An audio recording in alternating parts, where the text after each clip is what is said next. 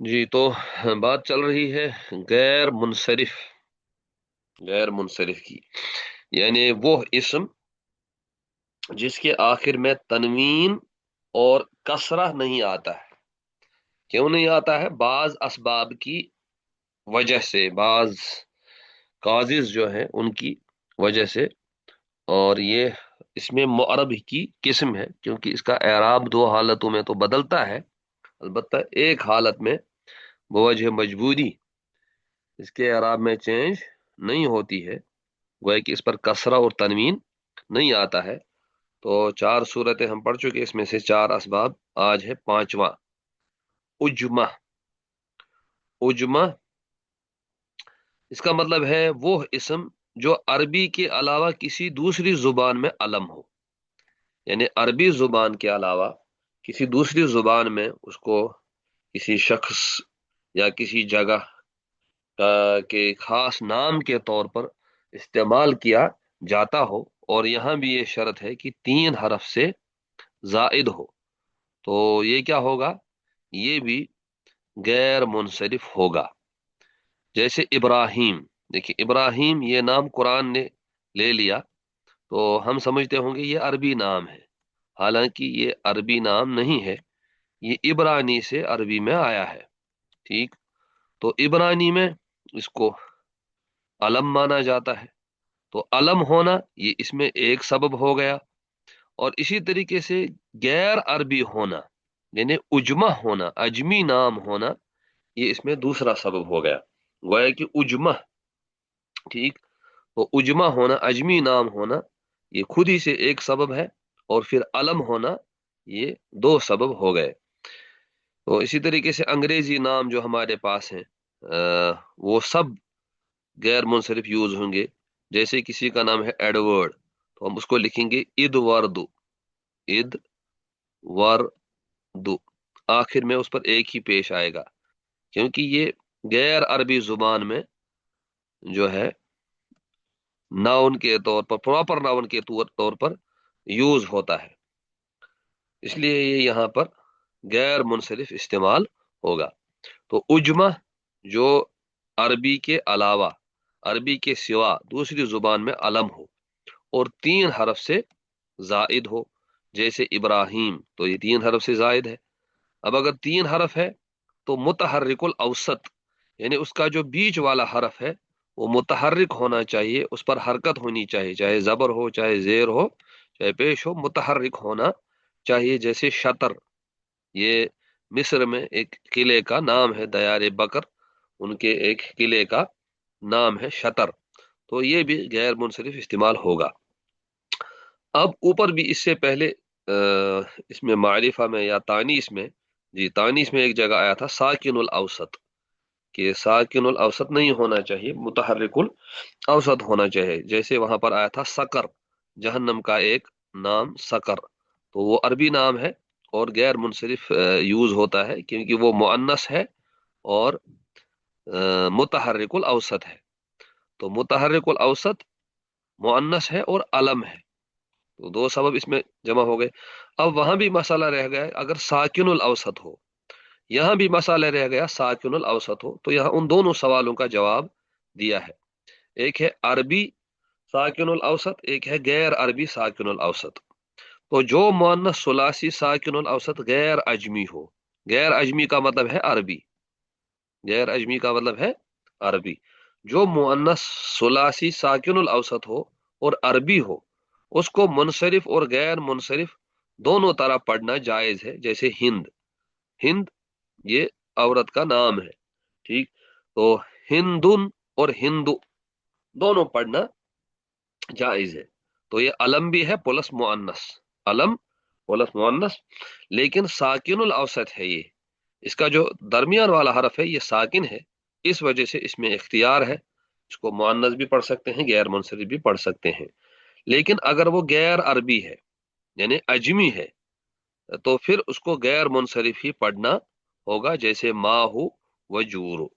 اس سے ہم اس کو اسی کے ساتھ جوڑ سکتے ہیں، جو اسم عربی کے علاوہ دوسری زبان میں علم ہو اور تین حرف سے زائد ہو، بلکہ تین حرفی بھی ہو، चाहे वो मुतहर्रिकुल अवसत हो या साकिनुल अवसत हो, उसको हम गैर मुनसरिफ पढ़ेंगे।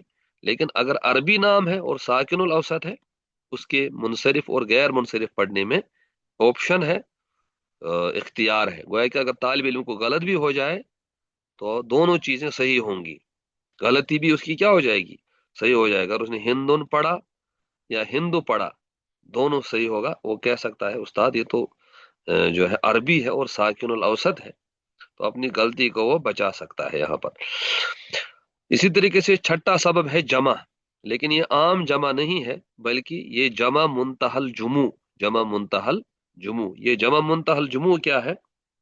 ये वो जमा है जो इस वजन पर हो। इस वजन पर, जैसे मसाजिद है, मसाबी है, यानी मफाइल, मफाइल का वजन हो, ऐसी जमा जिसके पहले दो हरफ मफ्तू हों, शुरू के दो हरफ मफ्तू हैं, दोनों पर जबर है, यहां भी दोनों पर जबर है, और तीसरी जगह अलिफ हो, तीसरी जगह अलिफ हो। तो जो जमा इस वजन पर हो, उस जमा को कहते हैं जमा मुंतहल जुमू। यानी जमऊ की इंतहा इस पर हो जाती, इससे आगे कोई जमा बढ़ नहीं सकती है, तो इसको कहते हैं जमा मुंतहल जुमू। इस वजन पर जो जमा होगी, वो जमा भी वो गैर मुनसरिफ होगी।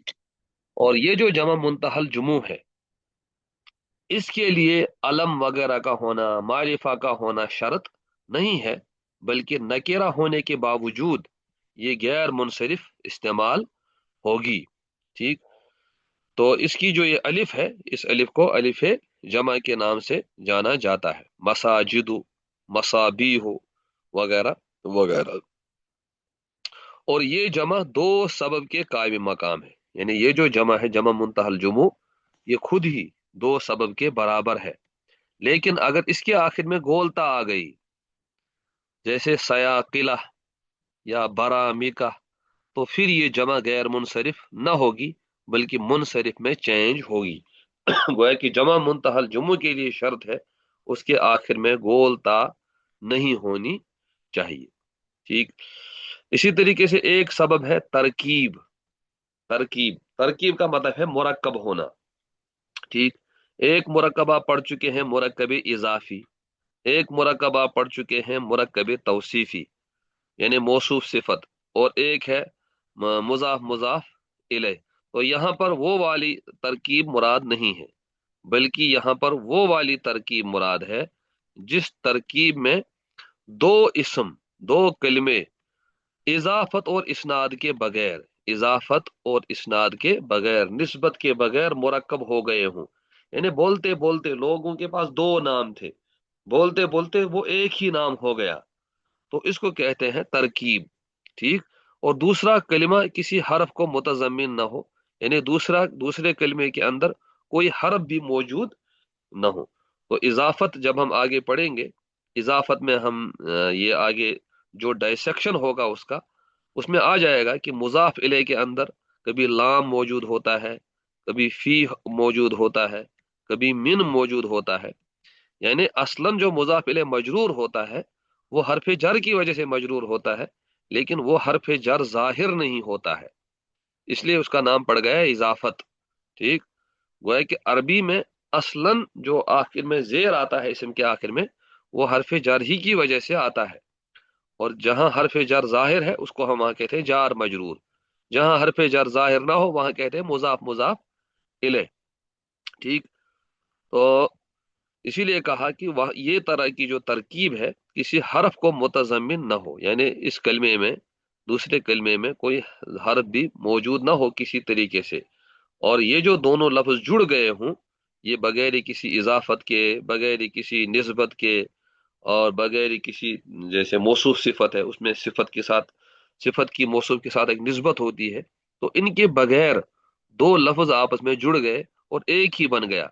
जैसे बाला बक्कू, बाला बक्कू एक शहर का नाम है जो बाल और बक से मुरक्कब है। बाल बक ये किसी दो लोगों के नाम थे, और पहले हो सकता वाव भी रहा हो या न रहा हो, तो ये आपस में इस तरीके से जुड़ गए कि एक ही नाम बन गया।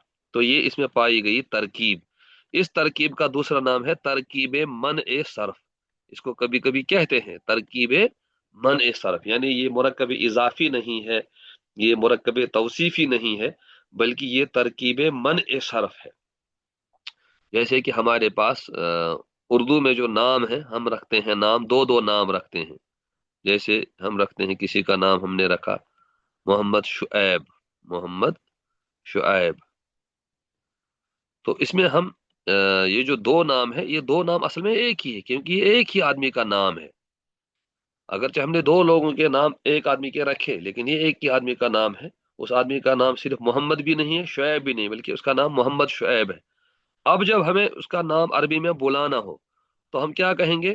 ہم آخری حرف پر اعراب لگائیں گے، جاء محمد شعیب، جاء محمد شعیب، رأیت محمد شعیب، مررت بمحمد شعیب، ٹھیک؟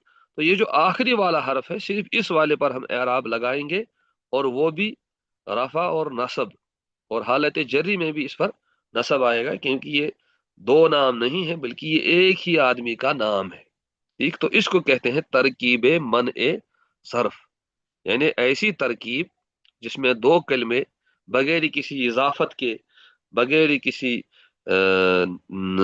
اسناد کے، نسبت کے، آپس میں جڑ گئے اور وہ دونوں ایک ہو گئے، تو اس کو کہتے ہیں ترکیب منع صرف۔ ترکیب منع صرف میں دوسرا سبب کیا ہے؟ دوسرا سبب ہے علم، یعنی اس اسم کا کسی خاص شہر، کسی خاص آدمی کا نام ہونا، تو یہ اس میں کافی ہے۔ جی جی، آٹھواں سبب ہے الف نون زائدہ، الف نون زائدہ، یعنی جہاں پر اصل اسم ختم ہوتا ہے اس کے بعد الف نون بڑھایا گیا، تو اس کو کہتے ہیں الف نون زائدہ۔ جب علم کے آخر میں، کسی خاص نام کے آخر میں الف نون ہو، جیسے عثمان، اس عثمان کی اصل ہمیں لغت میں ملے گی عین ثا اور میم، تو گویا کہ اس پر الف نون کا اضافہ ہوا، ٹھیک؟ اسی طریقے سے کوئی صفت ہو جو کہ معرفہ نہ ہو لیکن صفت ہے، فعلان کے وزن پر، اور اس کی مؤنث تا نہ آتی ہو، مؤنث میں تا نہ آتی ہو، جیسے سکران، تو اس کی مؤنث آتی ہے سکرا، ٹھیک؟ جیسے عطشان، اس کی مؤنث آتی ہے عطشا، تو عطشانہ کے وزن پر نہیں آتی ہے، فعلانہ کے وزن پر نہیں آتی ہے۔ تو ایسی صفت جس کے آخر میں جو فعلان کے وزن پر ہو اور اس کی مؤنث میں تا نہ آتی ہو، یا ایسا علم جس کے آخر میں الف نون ہو، یا ایسا کوئی اسم جس کا مذکر تو اس وزن پر ہو لیکن اس کی مؤنث ہی نہ آتی ہو، جیسے اللہ کا نام رحمان، ٹھیک؟ تو اس کے آخر میں بھی الف نون ہے، بنا ہے رحم سے، راہا میم سے، اور اس کے آخر میں الف نون زائدہ ہے، اور اس کی تو کوئی مؤنث نہیں ہے۔ تو اس طریقے کے جو اسم ہوں گے، چاہے وہ علم ہے، چاہے وہ فعلان کے وزن پر ہے صفت، اسی وجہ سے اس کو کہتے ہیں فعلان صفتی، فعلان صفتی، تو یہ بھی کیا ہوں گے؟ غیر منصرف ہوں گے۔ معرفے میں تو علم ہونا ضروری ہے، ایک تو الف نون زائدہ ایک سبب ہو گیا، اور دوسرا سبب ہو گیا علم۔ اور رہی بات نکیرے کی، تو یہ جو نکیرہ ہوگا یہ خود ہی تنہا دو سبب کے برابر ہوگا، ٹھیک؟ اب آخری ہے وزن فعل، یعنی جو اسم فعل کے وزن خاص پر ہو، جیسے دعیلا، تو زریبا فعل مجہول آپ نے پڑھا ہے، اس کا وزن ہے فعیلا۔ اسی طرح شمرا، فعل، صرف، یصرف تصریفا، تو یہ فعل کا وزن خاص ہے۔ یا مضارع کا کوئی حرف اس کے پہلے آئے، تو مضارع کا کوئی حرف یعنی نیتا کے جو چار حروف ہیں ان میں سے کوئی حرف اس کے شروع میں آ جائے، تو ایسا اسم بھی کیا ہے؟ ایسا اسم بھی غیر منصرف ہوگا، ٹھیک؟ جیسے احمد، ٹھیک؟ احمد کے شروع میں بھی حروف مضارع میں سے حمزہ ہے، اور تغلب اس کے شروع میں تا ہے، تو یہ تمام وزن فعل پر جو ہوں گے اس میں دوسرا سبب ہے علم، علم، علمیت اس کے اندر دوسرا سبب ہے، ٹھیک؟ دیکھیں یہاں پر انہوں نے دیا ہے محمد طیب، احمد آباد، یہ بھی مرکب منع صرف کی مثالیں ہیں، ٹھیک؟ جی، तो खुलासा जो हो गया, खुलासे में असबाब मन सरफ में से 5 सबब नकीरा में पाए जाते हैं। यानी अगर हमें इस तरीके से, दूसरे तरीके से याद रखना हो नकीरे के साथ कौन सी चीजें हैं, मारिफे में कौन सी हैं, तो नकीरे में अदल में का एक पार्ट मिलेगा, अदल तहकीकी, और अफअल सिफ्ती यानी रंगों के साथ जो खास है वो वाला मिलेगा। तानीस बिल अलिफ, हुबला, सहरा वो मिलेगा। जमा मुंतहल जुमू, मसाजिद वगैरह। फ़अलान सिफ्ती, ये हमें नकीरे में मिलेगा। तो नकीरे के साथ ये वाले हिस्से खास हैं। और मारिफे में हमें क्या मिलेगा? मारिफा में हमें अदल तहकीकी, बल्कि अदल तकदीरी, ये 6 असबाब मारिफे में पाए जाएंगे। तानीस बित्ता और मानवी, तानीस बित्ता जिस ता के, जिस मुअन्नस अलम के आखिर में ता हो, चाहे वो मुज़क्कर का ही नाम क्यों ना हो, जैसे तलहतु, ठीक, मक्कतु। तानिस मानवी, जैसे जैनब, मरियम, औरत का कोई भी नाम, ठीक, तो इसको कहते हैं तानिस मानवी। उजमा, गैर अरबी नाम। तरकीब, तरकीब मन ए सरफ। वजन फेल, जो भी हमने पढ़ा। और फ़अलान जबकि अलम हो, जैसे रहमान, उस्मान वगैरह वगैरह, ठीक। और अब है यहाँ पर मुजम्मिल साहब की बात कि हर इसमें गैर मुनसरिफ, जब उस पर अलिफ लाम आए या दूसरे इसम की तरफ मुजाफ हो, तो उसको कसरा दिया जाता है, यानी वो गैर मुनसरिफ नहीं रहता है। जैसे ज़हबतु इला मसाजिदिकुम, देखिए यहाँ पर ये मसाजिद, ये मुजाफ बन गया और ये मुजाफ इलैह, लेकिन इससे पहले इला आ गया। तो इजाफत की वजह से इला का जो अमल उस पर था, होना था, वो जाहिर हो गया। अगर ये मुजाफ हटाया जाए तो ज़हबतु इला मसाजिदा हो जाएगा, या ज़हबतु इलल मसाजिदी, इस पर अलिफ लाम आ गया, ठीक। तो हर इसमें गैर मुनसरिफ जिस पर अलिफ लाम आए या दूसरे इसम की तरफ वो मुजाफ हो, उसको कसरा दिया जाता है।